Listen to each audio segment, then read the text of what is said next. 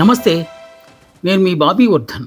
ఈరోజు వారం వారం వార్తా సమాహారంలో ఒక 5, 6 ముఖ్యమైన వార్తల గురించి విశ్లేషణ చేయడానికి నేను మీ ముందుకొచ్చాను. వాటిల్లో ప్రధానమైనది ప్రస్తుతం మనకి శాసనసభ సమావేశాలు జరుగుతున్నాయి కనుక దీని ఒక అంశం మీద వేడిగా చర్చలు జరుగుతున్నాయి. అది కల్తీ లడ్డు అంశం. చాలా కాలం నుంచి దీని మీద చర్చ జరుగుతున్నప్పటికీ అటు సభలోనూ సభ బయట కూడా దీని మీద అనేక చర్చలు, అనేక వాదోపవాదాలు జరుగుతున్న నేపథ్యం మనకుంది. ఇప్పుడు శాసనసభలో ప్రతిపక్షాలు లేవు కనుక మండలిలో దీని మీద వేడిగా చర్చ జరుగుతుంది. మండలిలో వైఎస్ఆర్ కాంగ్రెస్ పార్టీ అధినేత అంటే మండలి పక్ష అధినేత బొత్స సత్యనారాయణ గారు దీని మీద తీవ్రమైన చర్చనే చేయాలని పట్టుబడుతున్నారు. ఒక దశలో అయితే వాయిదా తీర్మానాన్ని ప్రవేశపెట్టి దీని మీద రోజంతా చర్చించాలని ఆయన పట్టుబట్టారు. అయితే చైర్మన్గా ఉన్న మోషన్ రాజు గారు దీన్ని యాక్సెప్ట్ చేయలేదు, తిరస్కరించారు. దాంతో వైఎస్ఆర్ కాంగ్రెస్ పార్టీ ఎమ్మెల్సీలందరూ బయటికి వెళ్ళారు. మళ్ళీ వచ్చిన తర్వాత కూడా మళ్ళీ దీని మీద చర్చ జరగాలని మొదలుపెట్టారు. దీని పాపం కల్తీ నెయ్యి పాపం మీదంటే మీదని ఒకరి మీద నిందారోపణలు చేసుకోవటం మొదలుపెట్టారు.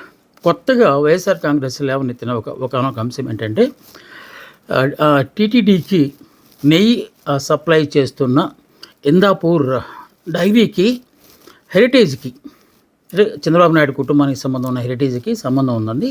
ఇవి రెండు మ్యానుఫ్యాక్చరింగ్ విషయంలో రెండు పరస్పరం సహకారం చేసుకుంటాయని వెబ్సైట్లో ఉన్న రుజువులతో సహా చూపించే ప్రయత్నం చేశారు.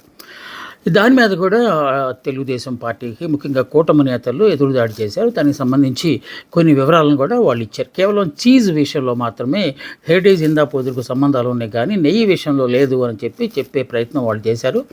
అసలు అంటూ లింకు ఉంది కనుక ఏదో విధంగా దీన్ని పెద్ద రాద్ధాంతంగా చేయాలని వైఎస్ఆర్ కాంగ్రెస్ పార్టీ నేతలు పట్టుబడుతూనే ఉన్నారు. వాకౌట్లు ఇవన్నీ జరుగుతున్న నేపథ్యంలో బయట మరొక పెద్ద అంశం కూడా వచ్చింది.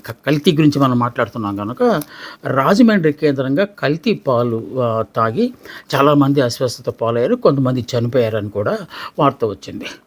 సో కల్తీ నెయ్యి గురించి ఎప్పటి నుంచో మాట్లాడుతున్న వాళ్ళు ఇలాగ అత్యవసర పరిస్థితి వచ్చి ఇలాగ కల్తీ పాలు తాగి ప్రజలు చనిపోతున్న నేపథ్యాన్ని తీసుకుని దాన్ని ఎందుకు చర్చించట్లేదని బయట వామపక్షాలు అలాగే సామాన్య ప్రజలు కూడా కోరడం అనేది ఈ మధ్య కాలంలో వస్తున్న ఒకనొక అంశంగా చెప్పుకోవాలి.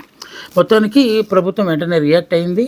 ఆ కల్తీ పాలు అంశం మీద ఆ దర్యాప్తులో ఎక్కడ కల్తీ జరిగిందో దాన్ని గుర్తించారు. గుర్తించిన తర్వాత ఒక ప్రైవేట్ డైరీ నుంచి ఈ పాలు ఉత్పత్తి అయినాయి, అవే సరఫరా అవుతున్నాయి ఆ రాజమండ్రి పరిసర ప్రాంతాల్లో అని చెప్పి తేల్చారు. ఆ డైరీని సీజ్ చేశారు. దాని తాలూకు నిర్వహణ అరెస్ట్ కూడా చేశారు. చనిపోయిన వాళ్ళలో చిన్నారులు కూడా ఉండటం అనేది అంటే పసిబిడ్డలకు పెట్టే పాలను కూడా కల్తీ చేస్తున్నారనేది కొంత బాగా విషాదం కలిగించే అంశంగా మనం చెప్పుకోవాలి. ఈ మధ్యకాలంలో ప్రతిదీ కల్తీ అని వార్తలు వస్తున్న నేపథ్యంలో ఆఖరికి పాలను కూడా కల్తీ చేసే కంత్రిగాళ్ళు వచ్చారనే విషయాన్ని అటు ప్రభుత్వము ఇటు ప్రతిపక్షాలు అలాగే సామాన్య ప్రజలు కూడా గుర్తించినట్లుగా కనిపిస్తుంది. ఈ అంశం పెద్ద వార్తగానే వచ్చింది. అయితే దీనికి ప్రాధాన్యత ఇవ్వలేదు. అక్కడ రాజమండ్రిలో హెల్త్ ఎమర్జెన్సీ విధించాలి, అంత అన్యాయం అయిపోతుంటే ఈ కల్తీ పాలు తాగిన వాళ్ళలో కొంతమందికి కిడ్నీలు ఫెయిల్ అయ్యాయని చెప్పి డయాలసిస్ కూడా చేస్తున్నారు. దాన్ని బట్టి ఈ కేసు తాలూకు తీవ్రత ఎంతగా ఉందో అనేది మనకు ఈజీగానే అర్థమవుతుంది. ఈ అంశాన్ని పట్టుకుని వైఎస్ఆర్ కాంగ్రెస్ పార్టీ ఎమ్మెల్సీలు ముఖ్యంగా బొత్స సత్యనారాయణ నేతృత్వంలోని వైసీపీకి చెందిన నాయకులు వాళ్ళు చేస్తున్న రాద్ధాంతం అంటే ఖచ్చితంగా దీని మీద ఎమర్జెన్సీ విధించాలి, ఎందుకంటే అక్కడ పాలు తాగి జనాలు చచ్చిపోయారనే దాన్ని వాళ్ళు గట్టిగా పట్టుబట్టారు. అయితే దీనికి ప్రతిగా కూటమి నేతలు మాత్రం ప్రతి చిన్న విషయాన్ని వైఎస్ఆర్ కాంగ్రెస్ పార్టీ శవ రాజకీయాలకు ముడిపెడుతోంది అని చెప్పి వాళ్ళు ఎదురుదాడి చేసే ప్రయత్నం చేశారు. ఏదేమైనా సామాన్యులు అక్కడ చనిపోతున్న అంశాన్ని అటు ప్రతిపక్షాలు కానీ అధికార పక్షం కానీ గుర్తించాల్సిన అవసరం ఉంది. మరో వార్త కూడా దీనికి సంబంధించింది, కల్తీకి సంబంధించింది. శ్రీకాకుళం జిల్లాలో జరిగిన సంఘటన ఇది. మున్సిపల్ వాటర్లో కల్తీ జరగటం వల్ల అనేక మంది డయేరియా పాలయ్యారు. వందల మంది ఆసుపత్రుల్లో చేరుతున్నారు. అక్కడ కూడా కల్తీ విషయమే. మున్సిపల్ కమిషనర్ని బహుశా సస్పెన్షన్లో పెట్టినట్టున్నారు. ఎందుకంటే అంత అశ్రద్ధ వహించినందుకు, అంటే వాటర్ సప్లై విషయంలో అంత అశ్రద్ధ వహించినందుకు దానికి సంబంధించిన ఇంకొంతమందిని కూడా సస్పెన్షన్లో పెట్టినట్టు కనిపిస్తోంది. సో ఈ నివారణ చర్యలు తీసుకోవడం కోసం ప్రభుత్వం కూడా అప్రమత్తమైంది. ఆసుపత్రుల్లో చేరిన డయేరియా వ్యాధితో ఆసుపత్రుల్లో చేరిన వారికి మెరుగైన వైద్యం అందించాలని చెప్పి కూడా వైద్య శాఖకు చెందిన వాళ్ళు ఇప్పటికే ఆదేశాలు జారీ చేసినట్టుగా కనిపిస్తుంది. ఈ వారం వచ్చిన వాటిలో అత్యంత ప్రధానమైన వార్తగా సంబంధించాలి. ఇక రెండవ వార్త అంతర్జాతీయ వార్త. ఇది తెలిసిందే మనకు. అంతర్జాతీయం అనగానే మనకు ముందుగా గుర్తొచ్చేది అపరిచితుడు, ఆయనే అమెరికా అధ్యక్షుడు డొనాల్డ్ ట్రంప్. సో ఆయన అధికారంలోకి వచ్చి సంవత్సరం అయింది. సంవత్సరం పాటు ఆయన వివాదాల్లో చిక్కుకుంటూనే ఉన్నారు, విమర్శలను ఎదుర్కొంటూనే ఉన్నారు. అనేక సందర్భాల్లో ఆయన నోరు జారుతూనే ఉన్నారు, మళ్ళీ దాన్ని వెనక్కి తీసుకుంటున్నారు. ఇలా రకరకాల పాత్రలు వేస్తూ వస్తున్నారు. ఆయన వచ్చి రావడంతోనే ఎగ్జిక్యూటివ్ ఆర్డర్స్ మీద సంతకాలు పెట్టి చాలా చాలా కఠినమైన నిర్ణయాలు తీసుకున్నారు. ముఖ్యంగా ప్రతీకార సుంకాలు విధించే విషయంలో తమ దారికి రాని దేశాల మీద ప్రతీకార సుంకాలు విధించి భయపెట్టే కార్యక్రమం చేస్తున్న ఈ దురాఘాతాన్ని అమెరికా సుప్రీంకోర్టు తీవ్రంగా పరిగణించి అవన్నిటినీ కొట్టేసింది.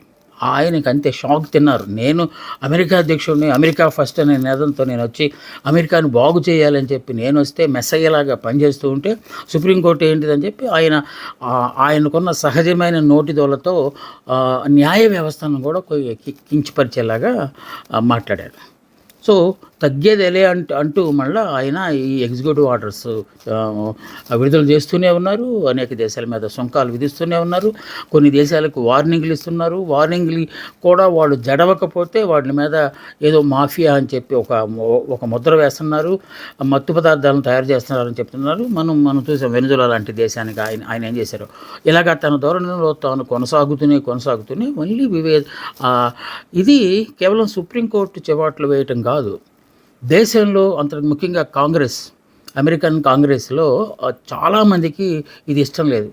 ఇష్టం లేకపోవటం అంటే ప్రతిపక్షాలకు అనుకోవచ్చు, మనం ఏది లేబర్ పార్టీకి అనుకోవచ్చు, డెమోక్రటిక్ వాళ్ళు అనుకోవచ్చు. అలా కాదు, రిపబ్లికన్ పార్టీలో ఉన్న వాళ్ళు కూడా ఈ ట్రంప్ చేస్తున్న అరాచకాలు లేకపోతే వివాదాస్పద నిర్ణయాల మీద పెదవి విరుస్తున్నారు. ఈ మధ్య కాలంలో ప్రజాభిప్రాయమో లేకపోతే అసలు పల్స్ ఎలా ఉందో తెలుసుకుందాం, ట్రంప్ పాలన మీద ఏమనుకుంటున్నారో తెలుసుకుందాం అని చెప్పి ఉద్దేశంతో గవర్నర్ల సమావేశాన్ని ఒకదాన్ని వైట్ హౌస్లో ఏర్పాటు చేశాడు. ఆయన ఏర్పాటు చేసిన నేపథ్యంలో తన పార్టీకి కేవలం రిపబ్లిక్ పార్టీకి సంబంధించిన వాళ్ళను మాత్రమే ఆహ్వానించడం ఇంకో పెద్ద విమర్శలకు దారితీసింది. సో ఇలాంటి అనేక వివాదాలకు కేంద్ర బిందువుగా మారిన ట్రంప్ మళ్ళా మన పాకిస్తాన్ ఇండియా సంబంధాల మీద కూడా కొంత ఇది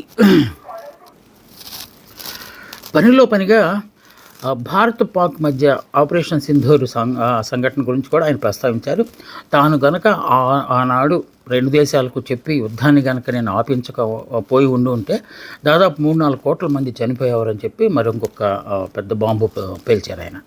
అన్ని గిల్లి ఆయన ఒకసారి అన్న దాని మీద ఉండకుండా మళ్ళీ వేరు మాటలు. కొన్నిసార్లు నేనే ఆపానంటారు, కొన్నిసార్లు భారత హృదయంతోనే ఆ యుద్ధం ఆగిందని చెప్పి కొన్నిసార్లు, లేకపోతే పాకిస్తాన్ భయపడిపోయి ఆపిందని కొన్నిసార్లు, ఇలా రకరకాలుగా మాట మారుస్తూ వచ్చిన ఆయన తాజాగా మాత్రం ఒకవేళ నేను ఆ యుద్ధాన్ని ఆపకుండా ఉండుంటే 3-4 కోట్ల మంది చనిపోయేవారని చెప్పి ఇంకొక పెద్ద బాంబు పేల్చారు. ఇక ఇరాన్ మీద యుద్ధం, ఒక పక్క యుద్ధాలన్నీ నేనే ఆపేస్తున్నానని చెప్తూనే ఇరాన్ మీద యుద్ధం చేయాలా లేదా అనే దాని మీద ఆలోచిస్తున్నాను, ఆచితూచి తప్పనిసరిగా యుద్ధం మాత్రం చేస్తాను, కానీ ఎప్పుడు చేస్తాననే విషయం చెప్పను అని చెప్పి ఆయన మళ్ళీ ఇంకొక వివాదాస్పదమైన వ్యాఖ్య కూడా చేశారు. ఈ విధంగా అటు బయట ఇంట ప్రపంచ దేశాల్లో కూడా అనేక అపవాదులు మూట కట్టుకుంటున్న ట్రంప్ నిజంగానే అపరిచితుడిగా మారిపోయాడని చెప్పి అటు అమెరికన్లు కూడా భావిస్తుండటం అనేది ఒక కొసమెరుపుగా మనం భావించాలి. ఈ వార్త కూడా ఈ వారంలో ఒక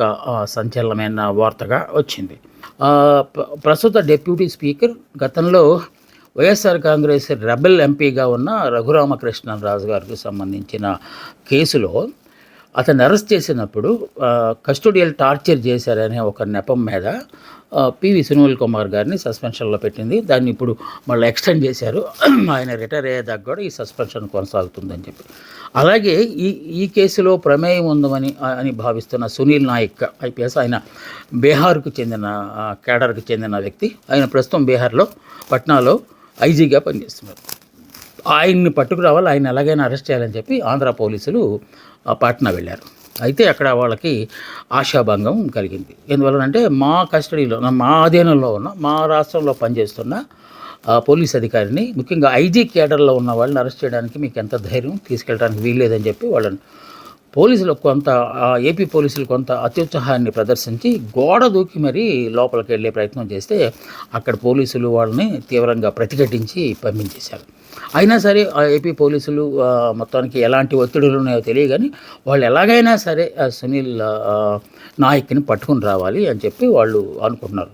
సో అక్కడ వాళ్ళు తీవ్రమైన ప్రతిఘటన చేస్తూ ఉన్నారు. ఈలోపు సునీల్ నాయక్ తనను కావాలనే ఇబ్బందులు పెడుతున్నారని చెప్పి ఎక్స్లో ఒక ఆసక్తికరమైన ట్వీట్ చేశారు. ఈ కేసు మొదలైనప్పటి నుంచి రఘురామకృష్ణరాజు గారు నా మీద ఒత్తిడి తీసుకొస్తున్నారు. ఈ కేసులో నేను ఇన్వాల్వ్ అయ్యే, లేకపోతే పివి సునీల్ కుమార్ గారు ఇన్వాల్వ్ అయ్యి, అలాగే జగన్మోహన్ రెడ్డి గారే ఆయన్ని టార్చర్ పెట్టించారు అని నువ్వు ఒప్పుకోవాలని చెప్పి జగన్మోహన్ రెడ్డి పేరు చెప్పమని తన మీద తీవ్రమైన ఒత్తిడి తీసుకొచ్చారని, ఒకవేళ కనుక నువ్వు అప్రూవర్గా మారి ఒప్పుకోకపోతే నిన్ను ఏ విధంగా దారికి తెచ్చుకోవాలో మాకు తెలుసు అని చెప్పి రఘురామకృష్ణరాజు గారు నన్ను బెదిరించారని, దానికి సంబంధించిన సాక్ష్యాలన్నీ నా దగ్గర ఉన్నాయని, వాటిని త్వరలో నేను బయట పెడతానని చెప్పి కూడా ఆయన ట్వీట్ చేశారు. ఆయన పనిగా ఇంకొక అంశాన్ని కూడా ప్రస్తావించారు. ఈ దేశంలో అట్టడుగు వర్గాలకు చెందిన వ్యక్తులకు రక్షణ లేకుండా పోయింది. నేను ఎస్టీ సామాజిక వర్గానికి చెందిన వాడిని కనుక నా మీద ఎంత దురాఘాతం చేస్తున్నారని కూడా ఆయన కొత్త కోణాన్ని బయటికి తీశారు. ఈలోపు దీన్ని చాలా ప్రెస్టేజ్గా భావించిన ఏపీ పోలీసులు కూడా ఆయన మీద లుక్అవుట్ నోటీసు జారీ చేసి మరోసారి ఆయన దగ్గరికి వెళ్ళడానికి ప్రయత్నించారు. ఈలోపు బీహార్లో కూడా ఒక అనూహ్యమైన పరిణామం జరిగింది. బీహార్ హోంశాఖ కొత్తగా ఉత్తర్వులు జారీ చేసింది. అక్కడున్న ఐపీఎస్ అధికారులను ఆధీనంలోకి తీసుకోవాలంటే కేంద్ర బలగాలకు ఎలాంటి నిబంధనలు వర్తిస్తాయో మా రాష్ట్రంలో ఉన్న పోలీసు అధికారులను అరెస్ట్ చేయాలంటే అవే నిబంధనలు వర్తిస్తాయి కనుక ఎవడో ఇక్కడికి వచ్చి అరెస్ట్ చేయడానికి వీల్లేదు అని చెప్పి హోంశాఖ తాజాగా ఒక ఉత్తర్వులను కూడా జారీ చేసింది. దీన్ని బట్టి AP police versus Bihar police అన్నట్టుగా ఈ కథ రకరకాల మరుపులు తిరుగుతూ ఉన్నది. దీనికి సంబంధించి పివి సునీల్ కుమార్ సస్పెండ్ అయిన సునీల్ కుమార్ గారు కూడా దీనికి సంబంధించి ఒక వ్యాఖ్యానం చేశారు. ఈ మధ్యకాలంలో ఎమ్మెల్సీకి అదే చట్టసభల్లో ఉన్న వాళ్ళందరికీ ప్రజాప్రతినిధుల మధ్య క్రీడా పోటీలు నిర్వహించారు. ఆ క్రీడా పోటీల్లో క్రికెట్ ఆడుతూ రఘురామకృష్ణరాజు పరుగు తీస్తూ కింద పడిపోయారు. ఆయనకి చెయ్యి విరిగింది, ఆసుపత్రిలో చేర్పించారు. సో దాన్ని ఆసరాగా చేసుకుని దాని నేపథ్యంలో పివి సునీల్ కుమార్ గారు ఒక వ్యాఖ్యానం చేశారు. పరిగెత్తి కింద పడితేనే చెయ్యి విరిగిపోయిన రఘురామకృష్ణరాజు గారిని ఒకవేళ నిజంగానే మేము కనుక కస్టడీలో టార్చర్ పెడితే ఇంకా ఏమేమి విరిగిపోయేవో కదా అని చెప్పి ఆయన కొంచెం వ్యంగ్యంగా వ్యాఖ్యానం చేశారు. ఏదేమైనా సరే మొత్తానికి ఇది బీహార్ పోలీస్ వర్సెస్ ఆంధ్రప్రదేశ్ పోలీసులాగా కొంచెం ప్రెస్టీజియస్ ఇష్యూగా మారే ఆస్కారం ఉంది. చూడాలి ఏమవుతుందో. ఇది వారం వార్తా సమాహారంలో కొన్ని ముఖ్య అంశాల మీద చేసిన విశ్లేషణ. మళ్ళీ వచ్చే వారం మరిన్ని ముఖ్యమైన అంశాలతో నేను మీ ముందుకు వస్తాను. అందాక సెలవు. నమస్తే, మీ బాబీ వర్ధన్.